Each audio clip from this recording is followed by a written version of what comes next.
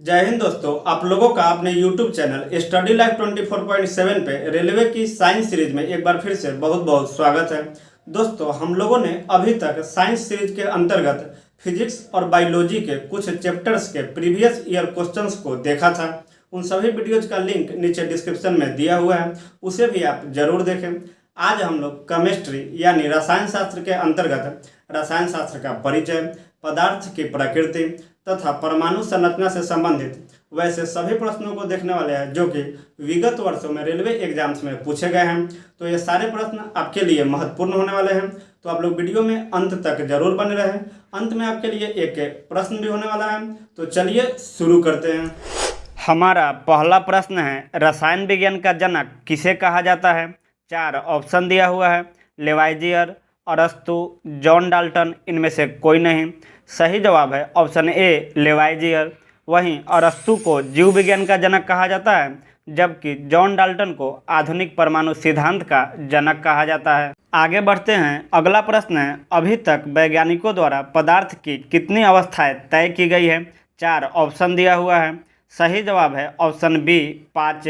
अभी तक वैज्ञानिकों द्वारा पदार्थ की 5 अवस्थाएं तय की गई है, ठोस, द्रव, गैस, चौथा प्लाज्मा और पांचवा बोस-आइंस्टाइन कंडेंसेट। आगे बढ़ते हैं। प्रश्न संख्या 3, पदार्थ में कितने प्रकार के परिवर्तन होते हैं? 4 ऑप्शन दिया हुआ है। सही जवाब है ऑप्शन सी, 2 प्रकार के। पदार्थ में 2 प्रकार के परिवर्तन होते हैं, पहला भौतिक परिवर्तन और दूसरा रासायनिक परिवर्तन। वहीं बात करें अन्य जानकारी की, तो भौतिक परिवर्तन को अस्थायी परिवर्तन भी कहा जाता है, क्योंकि परिवर्तन के बाद इसे पूर्ण अवस्था में लाया जा सकता है, जबकि रासायनिक परिवर्तन को अस्थायी परिवर्तन कहा जाता है, क्योंकि इसे परिवर्तन के बाद पूर्ण अवस्था में नहीं लाया जा सकता है। आगे बढ़ते हैं। अगला प्रश्न है, निम्न में से कौन सा भौतिक परिवर्तन का उदाहरण है? शरीर में भोजन का पचना, दूध का दही बनना, मानव में श्वसन, पानी का वाष्प बनना। सही जवाब है ऑप्शन डी, पानी का वाष्प बनना।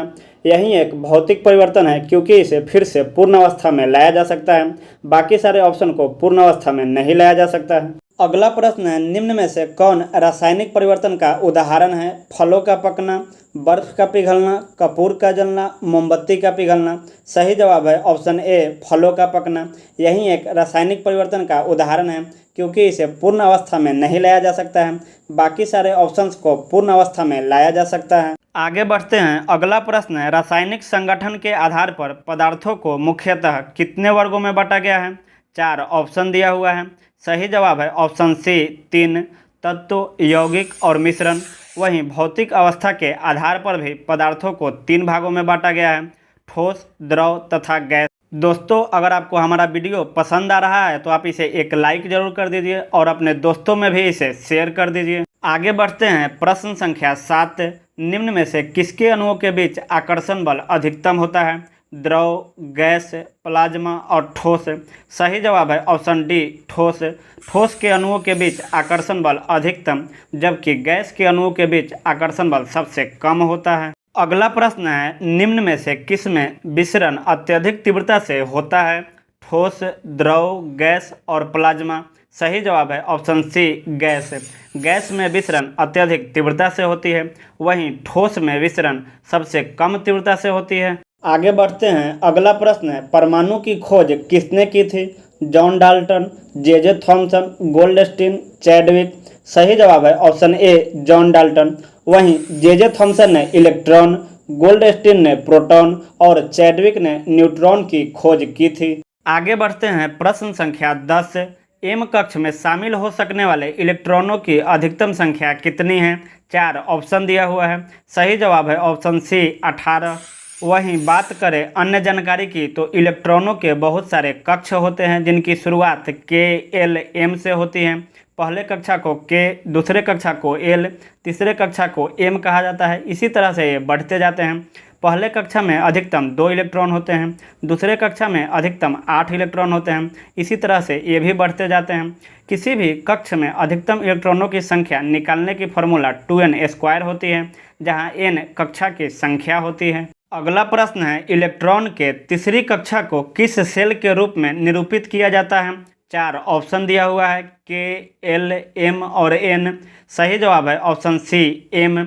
इसे अभी हम लोगों ने पिछले क्वेश्चंस में देखा भी था। अगला प्रश्न है, किसी यौगिक की सबसे छोटी संभव इकाई को क्या कहा जाता है? चार ऑप्शन दिया हुआ है, अणु, परमाणु, न्यूट्रॉन तथा नाभिक। सही जवाब है ऑप्शन ए, अणु। आगे बढ़ते हैं, प्रश्न संख्या 13। सल्फर की परमाणु संख्या क्या होती है? चार ऑप्शन दिया हुआ है, 15, 16, 17 और 18। सही जवाब है ऑप्शन बी, 16। सल्फर की परमाणु संख्या 16 होती है। वहीं 15 फास्फोरस की परमाणु संख्या होती है, 17 क्लोरीन की होती है और 18 आर्गन की परमाणु संख्या होती है। अगला प्रश्न है, तत्व जिनकी द्रव्यमान संख्या एक समान तथा परमाणु संख्या भिन्न हो क्या कहलाता है? संभारिक, समस्थानिक, समावयवी, इनमें से कोई नहीं। सही जवाब है ऑप्शन ए, संभारिक। तत्व जिनकी द्रव्यमान संख्या एक समान तथा परमाणु संख्या भिन्न हो उसे संभारिक कहते हैं, जबकि जिनकी परमाणु संख्या एक समान तथा द्रव्यमान संख्या भिन्न हो उसे समस्थानिक कहते हैं। अगला प्रश्न है, निम्न में से कौन परमाणु के नाभिक में उपस्थित नहीं होता है? चार ऑप्शन दिया हुआ है, प्रोटॉन, न्यूट्रॉन, न्यूक्लियॉन तथा इलेक्ट्रॉन। सही जवाब है ऑप्शन डी, इलेक्ट्रॉन। इलेक्ट्रॉन परमाणु के नाभिक में उपस्थित नहीं होता है। वहीं प्रोटॉन, न्यूट्रॉन तथा न्यूक्लियॉन परमाणु के नाभिक में उपस्थित होता है। आगे बढ़ते हैं, अगला प्रश्न है, एक तत्व का इलेक्ट्रॉनिक विन्यास 2,8,8,1 है, तत्व का नाम क्या होगा? चार ऑप्शन दिया हुआ है, मैग्नीशियम, पोटेशियम, रेडॉन तथा सोडियम।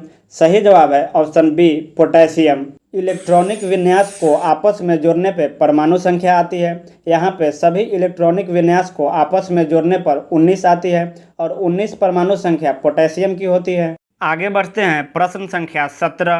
पृथ्वी पे सबसे अधिक मात्रा में कौन सी तत्व पाई जाती है? चार ऑप्शन दिया हुआ है, ऑक्सीजन, सिलिकॉन, एल्युमिनियम तथा लोहा। सही जवाब है ऑप्शन ए, ऑक्सीजन। पृथ्वी पर सबसे अधिक मात्रा में ऑक्सीजन 46.6% पाई जाती है, जबकि सिलिकॉन 27.72%, एल्युमिनियम 8.13% तथा लोहा 5% पाई जाती है। अगला प्रश्न है, मानव शरीर में कौन सी तत्व अधिकतम मात्रा में पाई जाती है? चार ऑप्शन दिया हुआ है। सही जवाब है ऑप्शन सी, ऑक्सीजन। मानव शरीर में अधिकतम मात्रा में ऑक्सीजन 65% पाई जाती है।